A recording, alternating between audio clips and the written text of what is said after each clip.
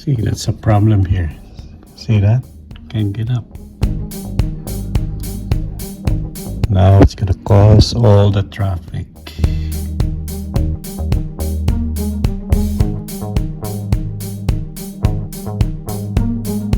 Oh, he's sliding, he's sliding.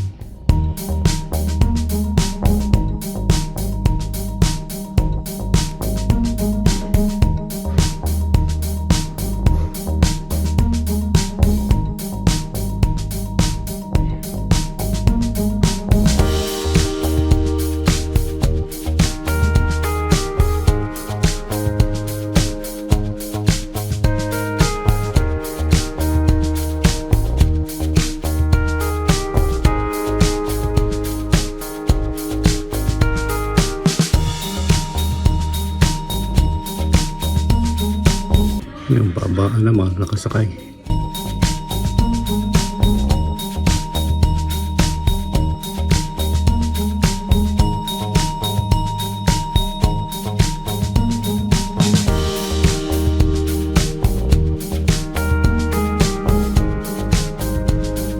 Let's see if that bus can get up.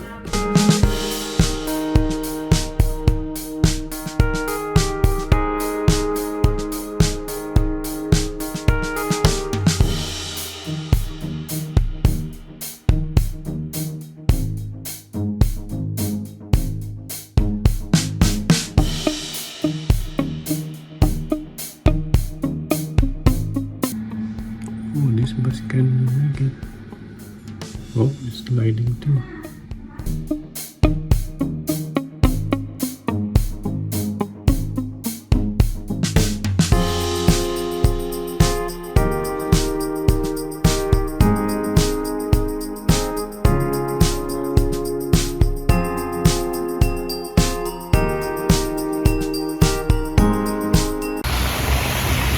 That's the problem now.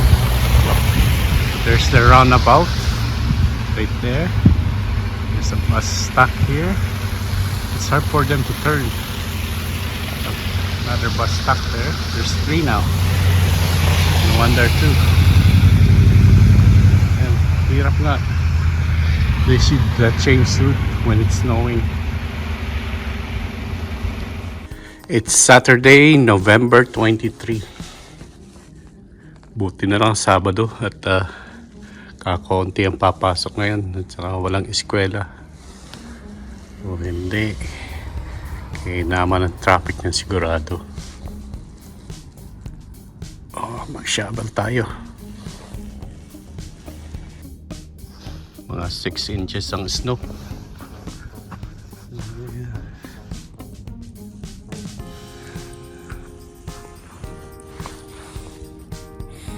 Mag-i-snow pa hanggang alas 10 yata ng maga.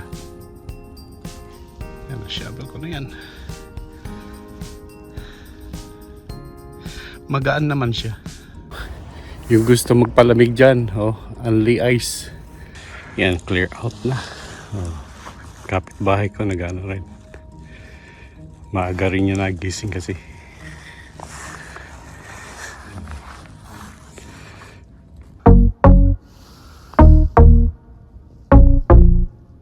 Yan, na-clear out ko na. Pati yung dalawa kong kapitbahay. It's 7 o'clock. Passable pa naman. It's 2 o'clock. Somebody did my sidewalk. I'm gonna do it again. Hey, you do the driveway.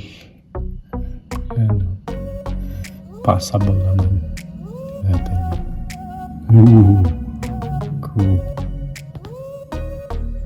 Lots of snow.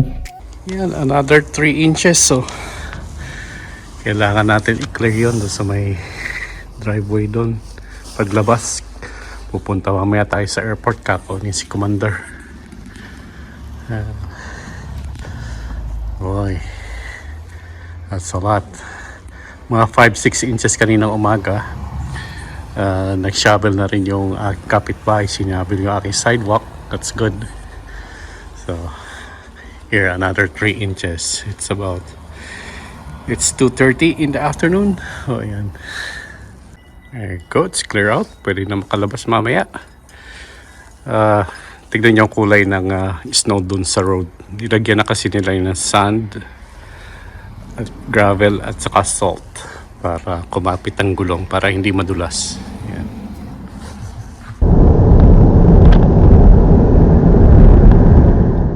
Dumaan dyan ang grader kaninang madaling araw. Yan, hindi ka na makakalabas.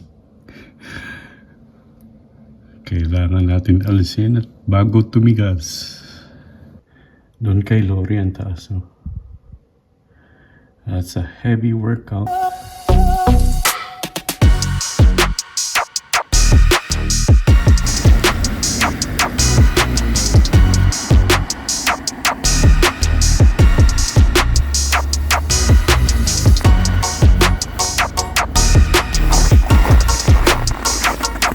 Hindi pala nila nililinis tong pathway na to.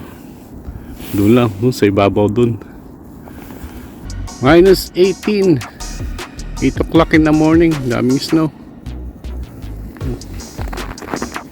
Look at the pond. Solid na solid na. Isang ikot lang tayo dito sa pond. Malamig at saka hindi nila inalis itong snow sa pathways. Mahirap maglakad.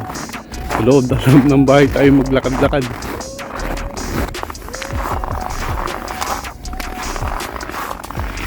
Yan, dyan nagkakos ng traffic. Yan ang backyard. Alsin natin yung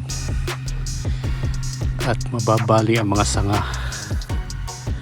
Clear out natin yung mga snow sa solar lights. Yan, natanggal ko lang snow doon sa mga halaman. Have a good day!